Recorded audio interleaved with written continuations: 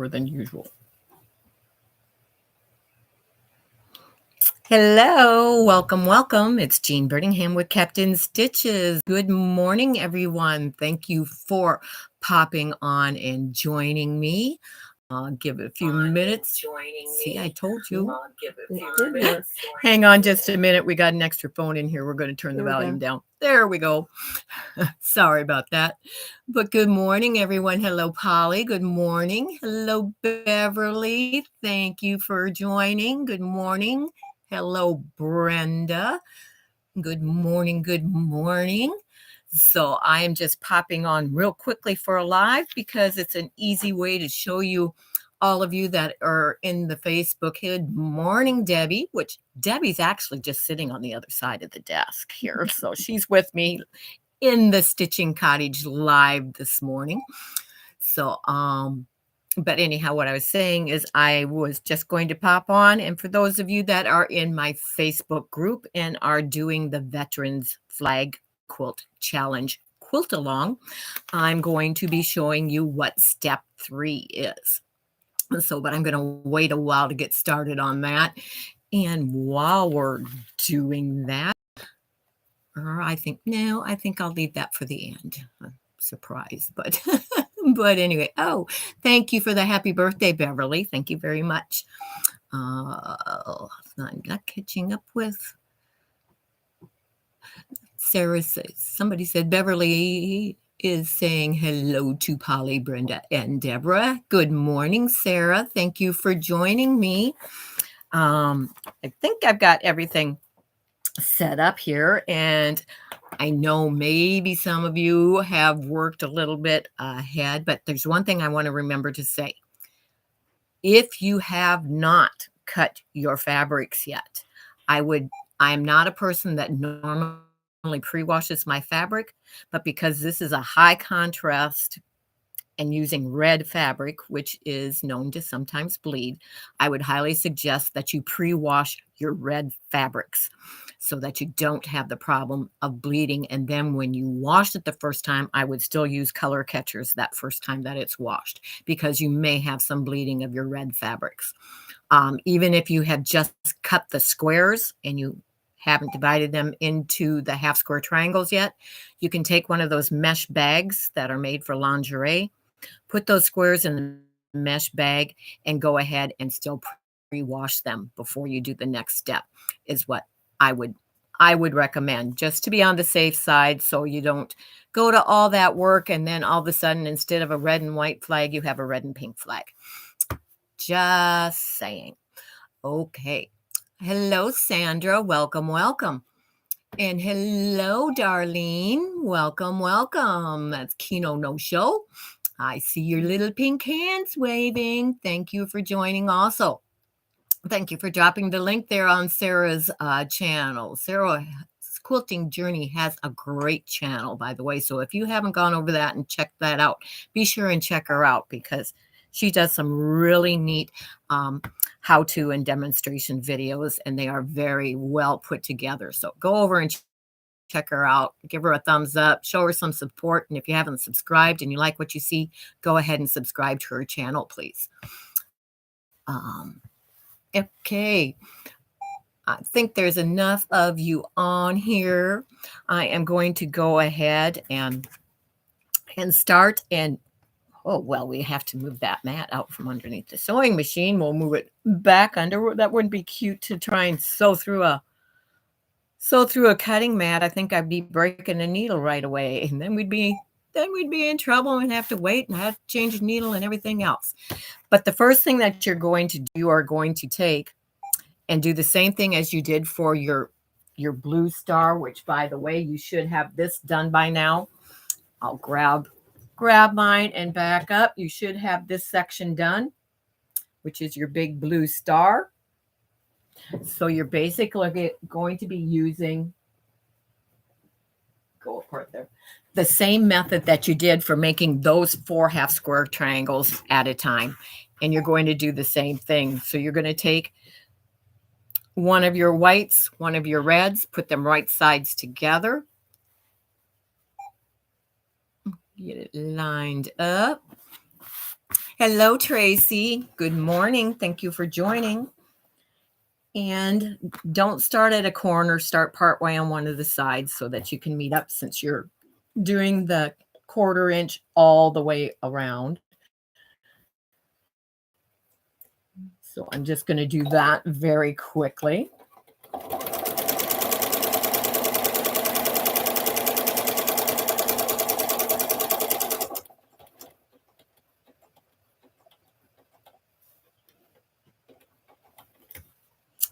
Turn it that 1/4 inch when you get to the corner.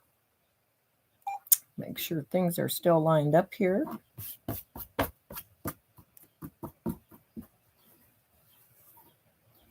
Okay.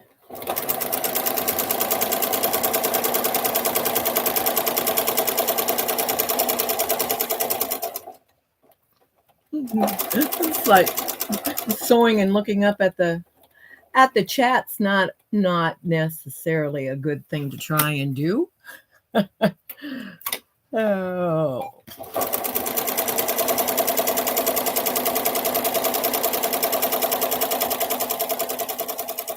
So just sewing along here real quickly, getting this done. Sometimes it's hard to see where you're at on white with the white thread.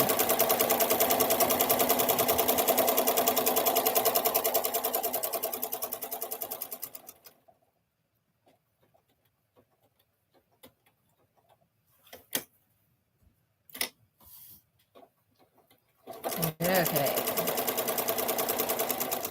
Meet right up where you started. I'm just going to do a little back stitch there. Now you have your square all sewn together, and just like you did for the, now I will move this over so you can see a little bit better on what I'm doing. You're going to take and you are going to cut that both ways on the diagonal.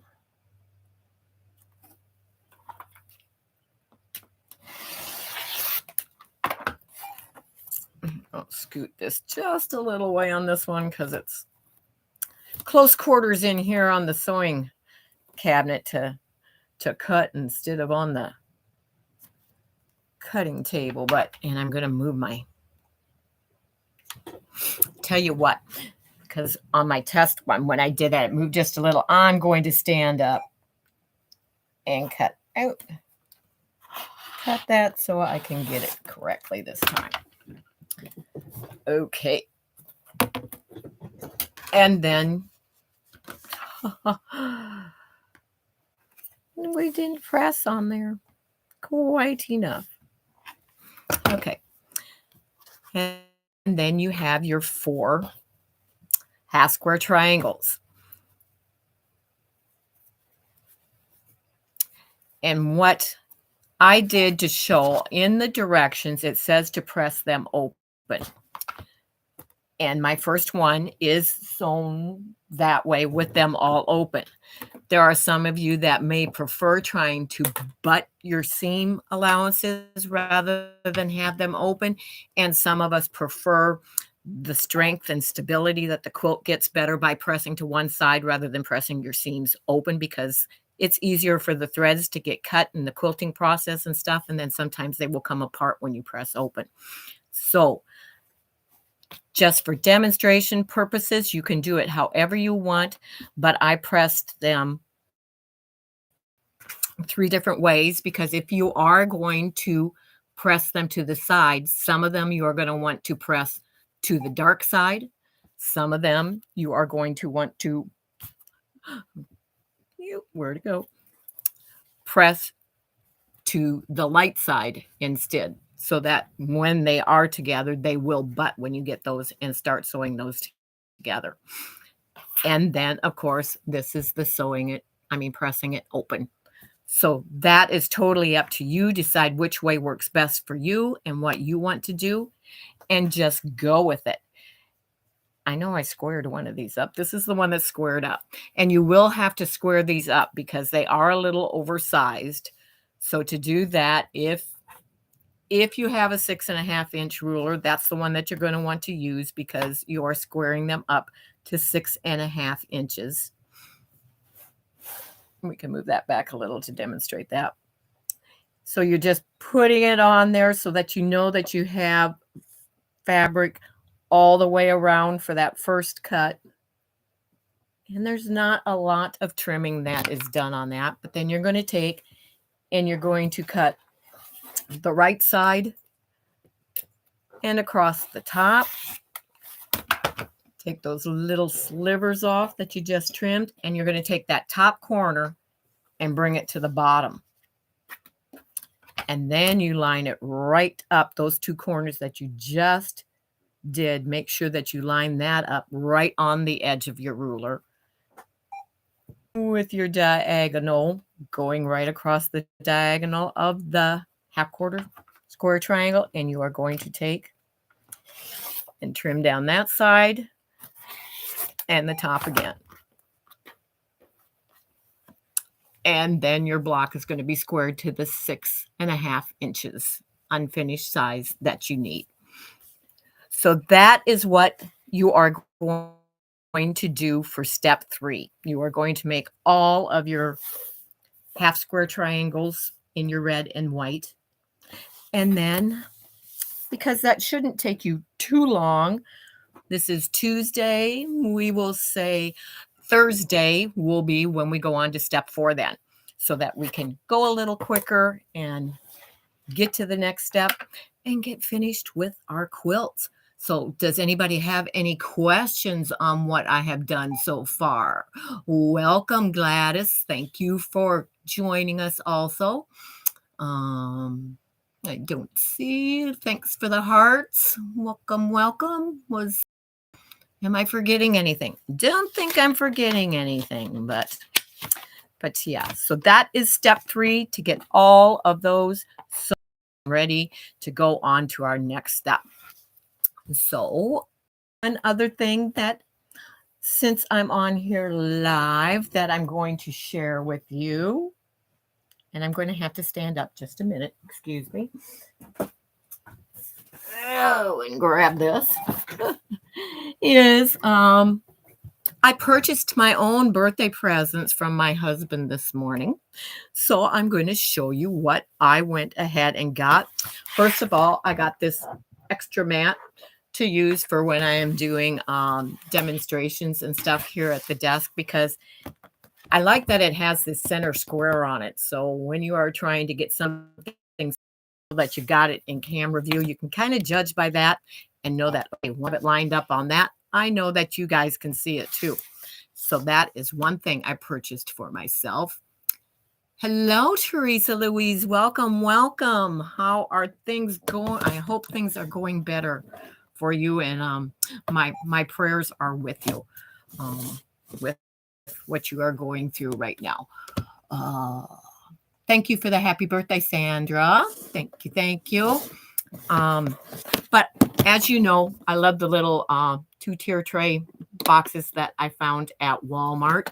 Love to put projects in them, which this one just happens to stick on that side once in a while. But it opens up real nicely to be able to, when you are doing hand projects, I've shown you before, lay the stuff in here, everything that you need. So I got myself another one of those because I love the organization of it and being able to just pick it up, know it's there, have it handy, and take with, just like this one that already has all the things in it for one of the projects that I am doing. So those really come in handy.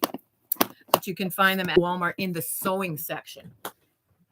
And they're only, I think it's right around $6. Might be $8, because this is $6 at Walmart. Got me another one of the square that I use for putting my larger projects in. So I got another one of those. Thank you for everyone wishing me a happy birthday. I say I'm not getting older. I'm getting better. That's my story, and I'm sticking to it. And I think yesterday I may have mentioned how I love my rolling cart. That is the 3 tier in keeping small projects that I'm currently working on. It's a great way to have them all organized and ready and just grab the one you want to work with. You always know where it's at. You can move around in your sewing room, your craft room, what space you are, because they are small enough that even in a small space, you're going to have room for one of these and you're going to love it because you can really put a lot of stuff in here and it keeps the stuff that you're working on off the surfaces that you need for, like your cutting surface, your sewing surface, your ironing surface that tends to get things put on them as you're working. It's a great way to clear that off and keep it in this little rolling cart tray instead. So that just leads up to where I got myself another one of those. So I will be assembling it sometime today and have 2 in my stitching cottage now instead. And because it's that time of year when you're doing everything with flower beds and everything, and we are going to be having some landscaping done professionally, I got myself 3 large, the really big planting pots to have in my front flower bed, so that I have those ready and in place. So when they're doing everything, they know where those are to go and are ready for that. So that is everything that I got. And of course, I purchased my own birthday cake too.